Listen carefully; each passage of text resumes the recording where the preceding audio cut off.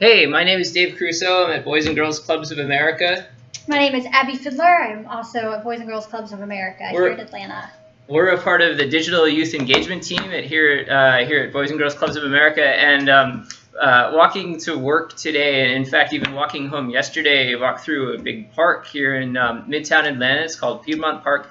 There were hundreds and hundreds of people running around with this game called Pokemon Go. Maybe some of you have heard about it. We wanted to take a minute out of our day just to tell you what we've seen and observed, and then to help you think about how you might engage teens if it's something they use. I have to say, a lot of the demographic I saw were sort of male in their 20s, maybe in 30s. It has been really popular for people who are fans of the original Pokemon cartoon series a couple of years ago, as well as obviously anybody who wants to get out and play.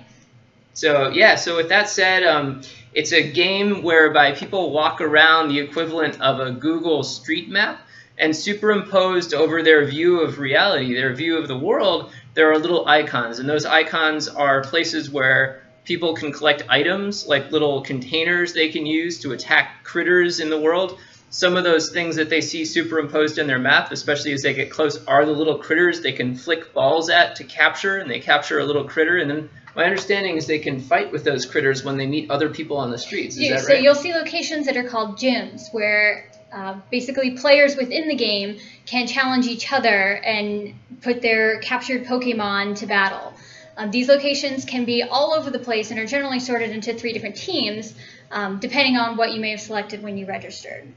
That's awesome. Thank you. So let's break this down. So it's a game a lot of people play. What does this mean for people in clubs, staff in clubs? How might they integrate this if it's something that their kids are playing or want to play? What does that look like?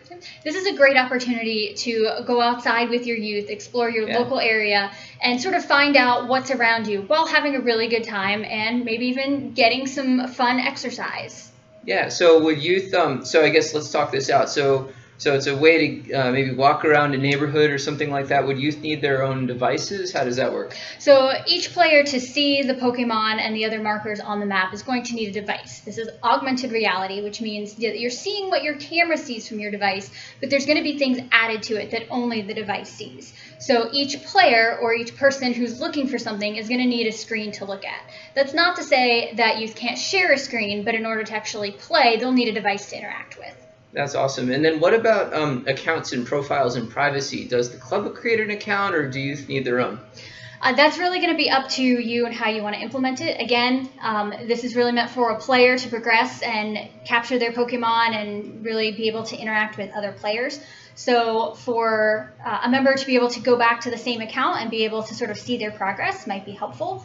That being said, it does take a little bit of information to register, so that's something that you'll need to make a decision about where your comfort level is. Yeah, and there were 2, when I registered last night, there were 2 ways I could register. One is with a Google account, which obviously not all kids have. The other is that they can make a Pokemon Go club account, so they can create something a little more abstract. It definitely asks about birth date and information, so presumably it's not, if kids are young enough, it's not storing as much information about them. We'll look more into that, but note that the privacy policies are on Nintendo's side, not on BGCA's side. And then in terms of safety and security, sort of effective use of devices, is there anything that club staff might know there? Definitely be aware of where you are and what you're doing. The game generates these locations in Pokemon all over the place, but that doesn't necessarily mean that that's a place that you can or should go. There have been Pokemon that appear in places that are great to explore, your local parks, markers in the nearby area. Also places that are not great to explore, like obviously in the middle of bodies of water or in locations that are private and not accessible by everybody. So please do remember that what you're seeing is partially real and partially not real. You don't want to wall up your head on a camera because a Pokemon told you to go there. Some of the recent phenomenon that have happened are, kids going into the woods, maybe they're not familiar with, cars and other pedestrians blocking driveways where people can't get through, and that's obviously a safety issue. So do be aware that you may see other players, and that's great, but the real world still exists, and we want to make sure that our youth and everybody who is playing the game is doing so safely and not being put in a position where they might get into some trouble and or injuries. Yeah, definitely. So in the park, and I mentioned the park yesterday when it opened, there were, I mean, really like lots and lots and lots of people, and they were generally walking around in little groups, all looking at their devices and walking in front of bikers and cars. It was a little bit of a mess. So yeah, pay attention to that.